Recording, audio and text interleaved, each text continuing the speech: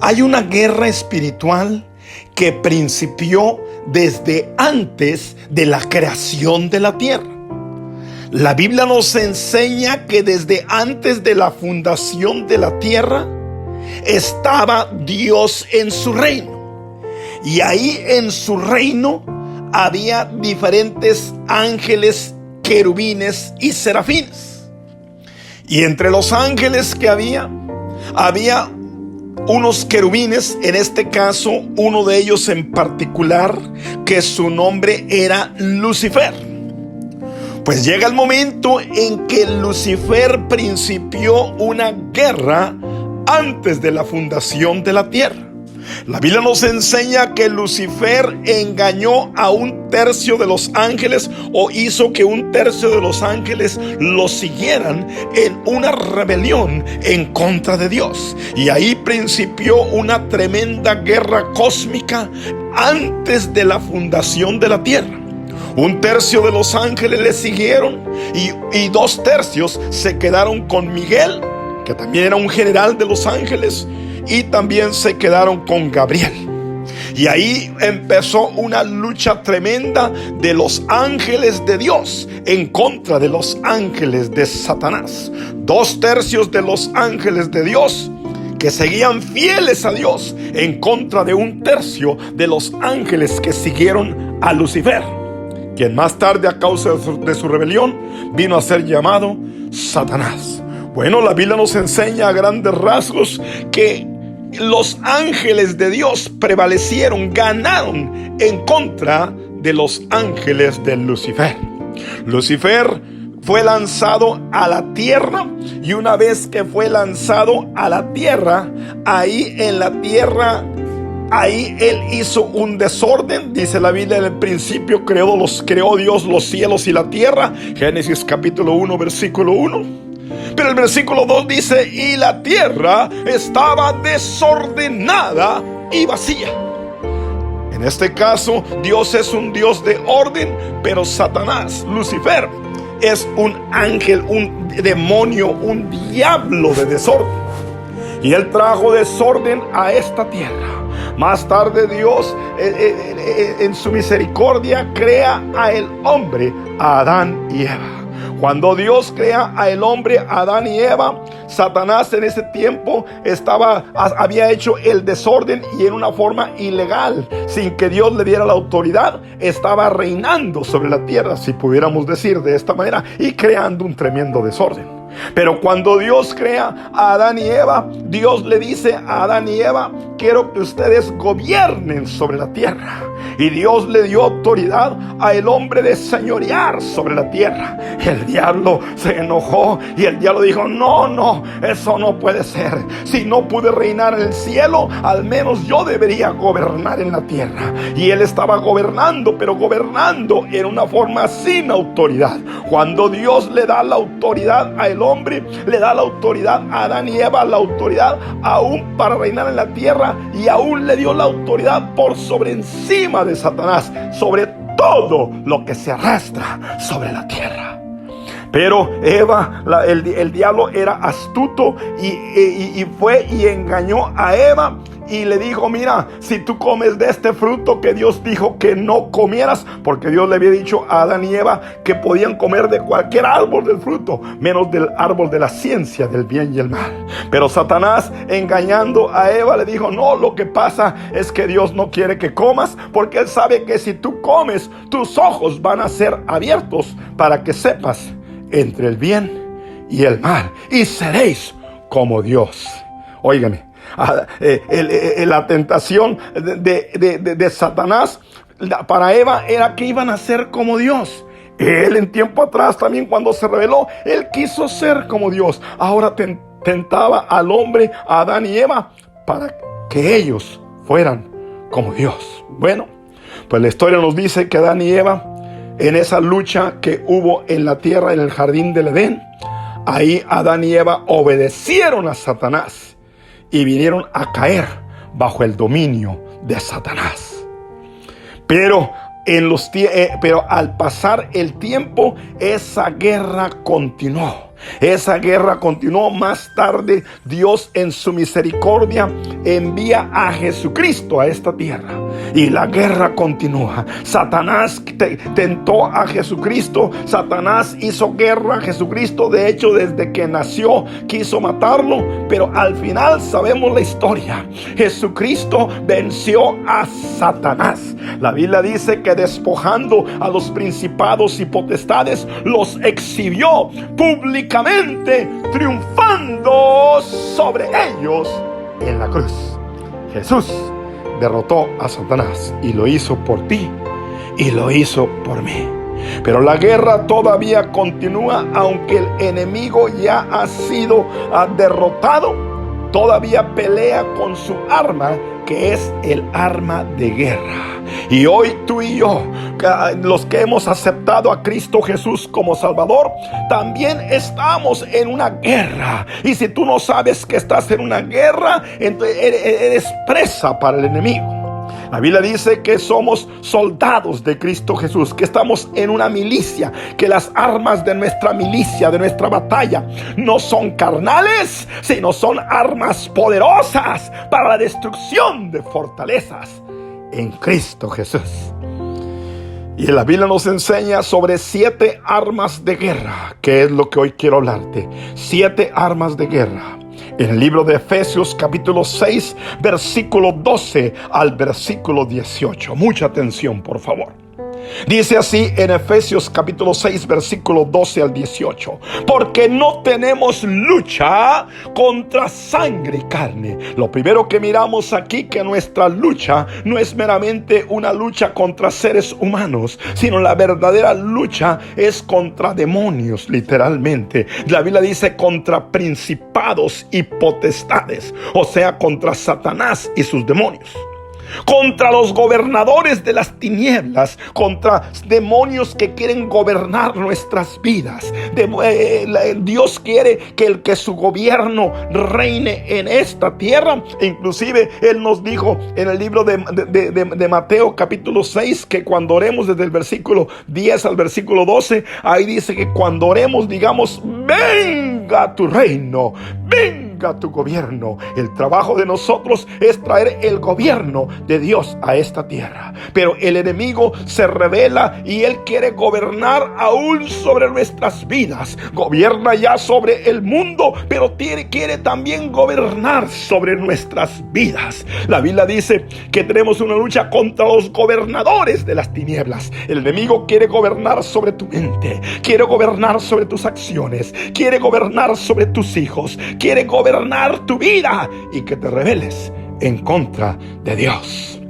Tenemos una lucha contra los gobernadores de las tinieblas de este siglo. Y dice la Biblia, contra huestes espirituales de maldad. Son seres malignos. Son seres que quieren robar, matar y destruir la bendición de Dios para tu vida. Y dice la Biblia que esos seres espirituales viven en las regiones celestes. Está el tercer cielo, que es donde habita Dios. Está el segundo cielo, que son las regiones celestes, donde habita Satanás y sus demonios. Y está la tierra, o el primer cielo que miramos aquí, que es donde habitamos nosotros los hombres. Y el diablo, él quiere parar las bendiciones en el segundo cielo para que esas bendiciones no vengan a nosotros. Por eso es que tenemos que aprender a tomar las armas, la armadura de Dios y ponérnosla bien puesta para poder vencer. ¿Vencer cuándo? Dice, por tanto, dice el versículo 13 en el libro de Efesios capítulo 6, versículo 13. Por lo tanto, porque estamos en una lucha, porque estamos en una guerra en contra de principados, en contra de gobernadores, en contra de Satanás y sus demonios, en contra de aquello que te quiere atacar y robarte el plan de Dios para tu vida. Por lo tanto, tomar toda la armadura de Dios para que podáis resistir. Nota cómo dice, en el día malo, y habiendo acabado todo, estar firmes. Una vez que te pongas la armadura, está firmes. Pero quiero que notes una cosa que dice aquí: tres palabras. Dice, para que pueda resistir, note cómo dice, en el día malo. Este versículo nos está diciendo que se aproxima un día malo. Llega el momento en que todos tenemos esos días malos, lo queramos o no, nos guste o no. En la vida a toda persona siempre le llega ese día malo, ese día en que las cosas no van muy bien, ese día en que el diablo va a querer tumbarnos, ese día en que el diablo va a querer tentarnos. Y Pablo dijo que sería mejor que estuviéramos con la armadura puesta y bien puesta, listos para la batalla, para ese día malo. El día malo va a llegar, lo quieras o no lo quieras. Y qué importante que te pongas tu armadura y que estés firme para ese día malo. Si resistimos o no, dependerá si nos hemos puesto o no el equipo necesario, la armadura para esa guerra espiritual. Escúchame bien, por favor.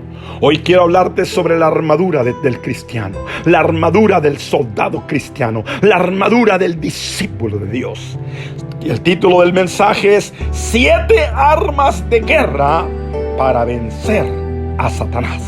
Y ahí dice en el libro de Efesios capítulo 6, versículo 14, en la primera cosa de la armadura, dice, estad pues firmes, y lo dice, ceñid vuestros lomos con la verdad. Ceñid vuestros lomos, ponte el cinturón de la verdad, dice ahí. En la primera arma que tenemos para luchar en contra de Satanás o para resistir al enemigo es el cinturón espiritual que debemos llevar alrededor de nuestra cintura, bien fajados. El cinturón de la verdad. ¿Y qué es ese cinturón de la verdad? Bueno, todas estas armas de guerra o todas estas armaduras del soldado representa la armadura que usaban los soldados en aquellos tiempos. El cinturón de la verdad o el cinturón del soldado, ¿qué es lo que hacía? En aquel entonces, si lo sabes, usaban túnicas, y las túnicas tenían varios cordones abajo. Quiere decir que si el soldado trataba de pelear con su túnica y no traía el cinturón bien amarrado, y ahorita te explico cómo se amarra, entonces se podía tropezar e iba a perder la batalla. Y entonces él tenía que ponerse el cinturón bien puesto. Entonces, ¿qué es lo que hacía el soldado? El soldado lo primero que hacía era que se levantaba esa túnica arribita de la rodilla y luego agarraba bien esas puntas para un lado y luego se las hacía para atrás, la amarraba, pero bien amarrado alrededor de su cinturón, para que así pudiera hacer una especie como de pantalón short, con pantalón corto, y de esa manera pudiera correr, pudiera montar el caballo, pudiera pelear la batalla en contra del enemigo. Todas las puntas eran bien amarradas, nada suelto. ¿Qué es lo que nos está diciendo? Que si vamos a pelear en contra del enemigo, tenemos que fajarnos bien, tenemos que ponernos ese cinturón de la verdad, que haya integridad en nuestras vidas, que haya fidelidad en nuestras vidas, que caminemos en honestidad. No podemos caminar en falsedad, no podemos caminar en mentira, no podemos caminar dándole lugar al diablo, no podemos caminar ahí con ciertos cordones flojos, porque nos vamos a tropezar y vamos a caer. Fájate bien, ponte el cinturón de la verdad y dile: sí, Señor, hoy me pongo el cinturón de la verdad, porque estoy en una lucha en contra del enemigo, y ese cinturón me hace estar listo para la batalla. Me lo pongo bien fajado, no dejo que nada ande suelto, y si anda cierto pecadito suelto, lo amarro en el nombre de Jesús, lo confieso, lo reprendo, lo saco de mi vida, y por la sangre de Jesús, victoria aún sobre el pecado, por el que el pecado no dominará sobre nuestras vidas. Voy a caminar en honestidad, voy a caminar en integridad, me pongo el cinturón de la verdad. Caminamos cuando no caminamos en honestidad y caminamos en hipocresía, vamos a tropezar. Entonces la primera cosa que te pones bien, entonces, es el cinturón. Estar pues firmes, cíñete vuestros lomos con la verdad. Ponte el cinturón de la verdad. Y dice: y vestíos con la coraza de justicia. Ahí nos habla de la segunda arma. Vístete con la coraza de justicia. Una coraza cubre o protege el corazón. La coraza va enfrente del pecho, la pechera, si se puede decir. Déjame decirte, y se le llama la coraza de justicia, la que nos protege, la que protege nuestro corazón. ¿Qué es lo que quiere decir eso? Escúchame bien, varias cosas. Esa coraza protege tu corazón, para que tu corazón no se desvíe. Dice la Biblia: hijo mío, dame tu corazón. Pero nota cómo dice: la coraza de justicia. La coraza de justicia. ¿Quién es nuestra justicia? Venimos a Cristo Jesús entendiendo que nuestra justicia es Cristo Jesús. Segunda de Corintios capítulo 5 versículo 21 dice: al que no conoció pecado, esto es Cristo Jesús, por nosotros se hizo pecado. Cristo se hizo pecado por nosotros, para que nosotros fuésemos hechos justicia delante de Dios. Por Cristo Jesús ahora tenemos la justicia. Ahora podemos pararnos delante de Dios como que si nunca hubiéramos pecado. Tenemos la justicia de Dios en nuestro corazón. Por Cristo Jesús, justificados pues para con Dios, tenemos paz por medio de nuestro Señor Jesucristo. Romanos 5:1. Somos justos delante de Dios a través de Cristo Jesús. La oración del justo, y no es mi propia justicia, sino la justicia de Dios. La oración del justo puede mucho, dice la Biblia. Hemos sido justificados por el pecado de uno, esto es por Adán.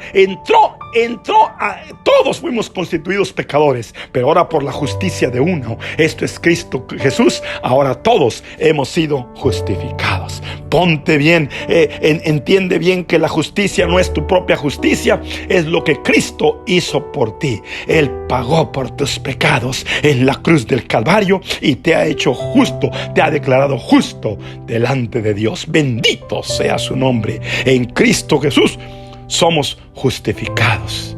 De manera que si alguna persona está en Cristo, nueva criatura es. En tu corazón eres una nueva criatura. En tu espíritu eres una nueva criatura por Cristo Jesús. Ponte bien esa coraza. El enemigo te va a tratar de acusar, pero no, tú has pecado. Déjame decirte que Cristo Jesús ya pagó por mis pecados. Y no dejes que Él te condene. Tú has sido justificado por Cristo Jesús.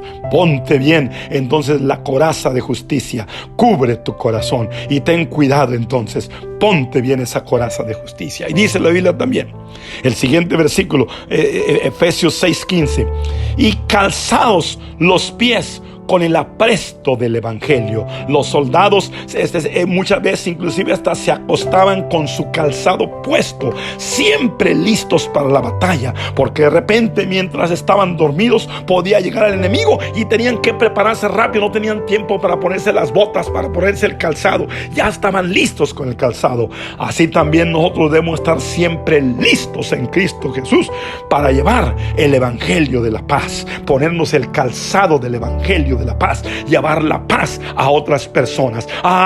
Yo te hago la pregunta: ¿te estás poniendo ese calzado del evangelio en el que estás listo para evangelizar, para hablarle a otras personas de Cristo? Ponte tu calzado, el evangelio de la paz, y lleva la paz a otras personas, incluyendo también esto. Llevar la paz a otras personas también significa: no te metas en contienda, no te metas en alegatas. Lleva paz a tu familia, lleva paz a donde quiera que vayas. Lleva el amor y la paz de Dios. Eso es ponerse el calzado del evangelio de paz. Y dice también el versículo 16, Efesios 6:16, otra de las armaduras: sobre todo tomar el escudo de la fe, con el que podemos apagar todos los dardos del maligno. En la guerra romana, los soldados usaban un gran escudo que parecía una puerta, el cual protegía todas las partes de su cuerpo de las flechas del enemigo. Estos escudos muchas veces los soldados se ponían juntos y así se ayudaban a protegerse el uno al otro. Hacían una pared con esos escudos para que las flechas del maligno no los tocaran. Pues de forma similar, el escudo de la fe nos protege también a nosotros de los dardos dardos del maligno. ¿Cuál es el escudo de la fe? El escudo de la fe es cuando el enemigo quiere poner dudas, quiere poner diferentes cosas a nuestra vida, y le decimos: ¿sabes qué? No, mi confianza está en Dios. Tengo fe en Dios. Yo sé que Cristo siempre me ayudará. Yo puedo confiar en Dios. Él está conmigo, y si Él está conmigo, no importa que está en contra de mí, tengo victoria en Cristo Jesús. Declaramos nuestra fe, declaramos nuestra victoria en Cristo Jesús. Puedo confiar en el Señor, que Él no va a fallar. Aun si el sol llegara a oscurecer, puedo confiar en el Señor, que Él no va a fallar. Aun si viene el coronavirus, puedo confiar en el Señor, que Él no va a fallar. Aun si viene la escasez, puedo confiar en el Señor, que Él no va a fallar. Ponte tu escudo de la fe, pon tu confianza, tu fe en Cristo Jesús. Y el versículo 17 también dice: y tomar el yelmo de la salvación, el casco de la salvación. El casco de la salvación protegía la cabeza de los soldados. ¿Y qué representa la cabeza? Representa los pensamientos. Dios sabe que es muy importante que protejamos nuestros pensamientos. Un soldado que estaba herido de la cabeza, un soldado que le herían en la cabeza, difícilmente podía usar su armamento. No caminaba bien cuando está herido de la cabeza. Muchas personas no protegen sus pensamientos. Muchos cristianos viven con dudas. Muchos cristianos viven con depresión. Muchos cristianos viven con negativismo. Muchos cristianos viven con temor. Muchos cristianos viven con incredulidad. Dios quiera que aprendamos a confiar en Él y que seamos optimistas. Señor, yo estoy confiando en ti, Señor Padre. Señor, yo voy a pensar pensamientos buenos. Pienso que vienen cosas grandes y mejores para mi vida. Pienso que tú eres mi protector. Pienso que tú eres mi ayudador. Pienso que tú eres el Dios Todopoderoso. Pienso que tú estás conmigo y que todo lo puedo en Cristo que me fortalece. Pienso que tú me cuidas. Y Señor, que a mi lado caerán 1000 y a mi diestra 10,000, pero a mí no llegará. Y tú cuidas de las aves, cuidas también de mí. Si la persona es pesimista, su mente está abierta a todos los dardos de Satanás, porque está esperando que algo malo suceda. Ora a Dios, que Dios te libere de ese espíritu de pesimismo. Hoy yo voy a orar por ti para que Dios te libere, a personas que me están escuchando, de ese espíritu de pesimismo. Pero después de orar y que Dios te libere, es tu obligación empezar a cultivar a través de la palabra de Dios el espíritu optimista. Si alguno hable conforme a la palabra de Dios. A mi lado caen 1000, a mi diestra 10,000, pero a mí no llegará. Puedo pisar sobre serpientes, sobre escorpiones, sobre toda la fuerza del enemigo. En Cristo Jesús soy más que vencedor. Si Dios conmigo, ¿quién contra mí? Mi Dios suplirá todo lo que me falta, conforme a sus riquezas en gloria. Jehová es mi pastor y nada me faltará. Empieza a cultivar ese espíritu de optimista. Eso es algo que aprendí por experiencia propia. Déjame decirte, en tiempo atrás yo era una persona pesimista y sufría muchos problemas mentales. Pero déjame decirte que un día el Señor empezó a ayudarme y empecé a mirar lo que la palabra de Dios decía. Diga el débil, fuerte soy. Dejé de confesar debilidad y empecé a confesar la fortaleza en Dios. Empecé a confesar la victoria en Dios. Tuve que entrenarme para ponerme ese yelmo de la salvación y proteger mi mente. Si el diablo toma tu mente, controla tu vida. Tomar el yelmo de la salvación. Y luego nos habla de otra de las armas más del cristiano. Y toma también la espada del Espíritu, que es la palabra de Dios. Aquí estamos hablando de la palabra hablada.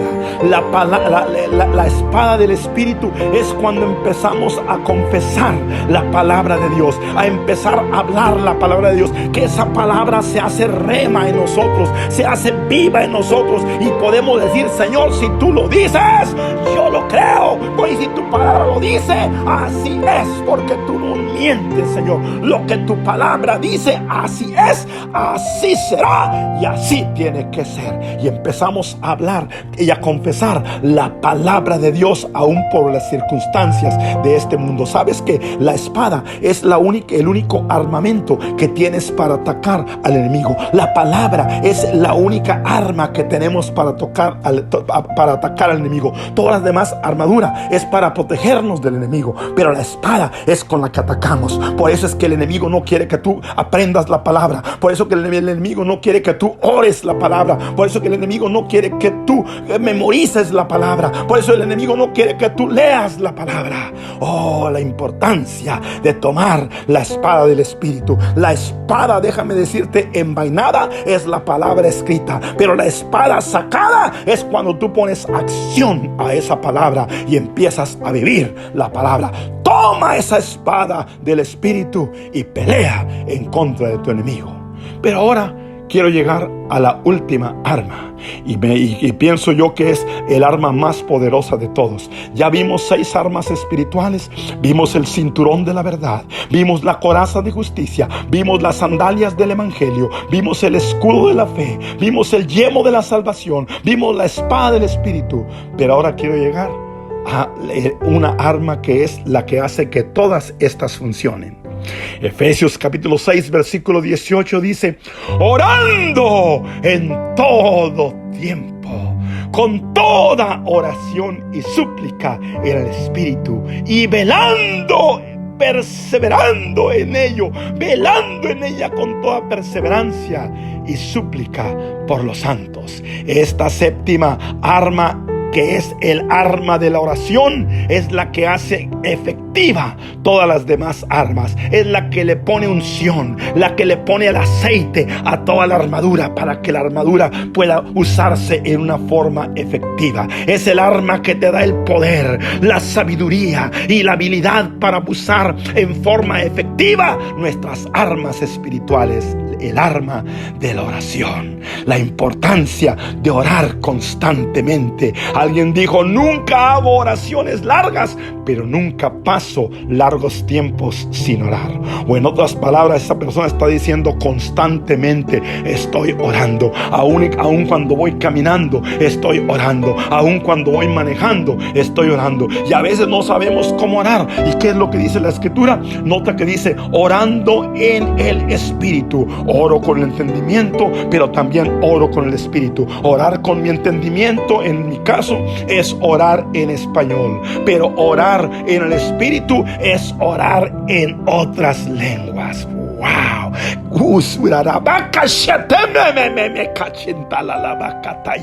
Oh, la importancia de orar todos los días en otras lenguas. Y si no has sido bautizado con el Espíritu Santo, yo te invito para que seas parte de nuestro grupo y te ayudamos a que seas lleno del Espíritu Santo de Dios. Estas 7 armas de guerra nos dan protección en todo nuestro cuerpo, desde la cabeza hasta nuestros pies. Si notas bien, el arma cubre todo nuestro cuerpo. La única condición es que no retrocedas. No retrocedas. No, nosotros no somos de los que retrocedemos para perdición, sino somos de los que caminamos hacia el frente de la guerra en contra del enemigo. La única condición es no retrocedas, ya que no hay protección para nuestra espalda. No le des la espalda al enemigo. Enfréntate, porque mayor es el que está en nosotros que aquel que en el mundo está. La mayoría de la gente no entiende que estamos en una guerra espiritual, y esa guerra no es visible. Peleamos contra demonios, pero demonios, aquí está el secreto, que ya han sido derrotados por Cristo Jesús. Y porque Cristo Jesús venció, nosotros también podemos vencer al enemigo, a un enemigo que ya fue derrotado. Y Dios nos ha dado el poder para pisar sobre escorpiones, para pisar sobre serpientes, para pisar sobre toda la fuerza del enemigo, y nada nos dañará. Que Dios te bendiga y ponte, sigue escuchando este mensaje y compártelo con muchos más. Ahí ponle clic y mándalo para que mucha gente más lo escuche. Y ponte, escúchalo varias veces este mensaje y ponte la armadura de Dios todos los días. Que Dios bendiga tu vida. Y ponerse la armadura de Dios no es meramente decirte, me pongo el casco, me pongo eso. Sí, eso lo puedes hacer y es bueno, pero es ponerle acción, entender lo que estás haciendo y ponerle acción a lo que estás hablando. Que Dios te siga bendiciendo tu vida. Te habla el pastor evangelista Eloy Tamés y nos vemos hasta la próxima de esta serie. Sigue escuchando toda la serie, que será de gran bendición para tu vida. Bendiciones. Te habla el pastor evangelista Eloy Tamés. Si quieres comunicarte conmigo, 832-526-5052. Mándame un texto, ya sea por aquí por Facebook, o mándame un texto a través de mi celular. Bendiciones a tu vida. Te amamos en Cristo Jesús, orando por ti, deseando lo mejor para tu vida. Comparte este mensaje con otros. En el nombre de Jesús. Amén. Bendiciones.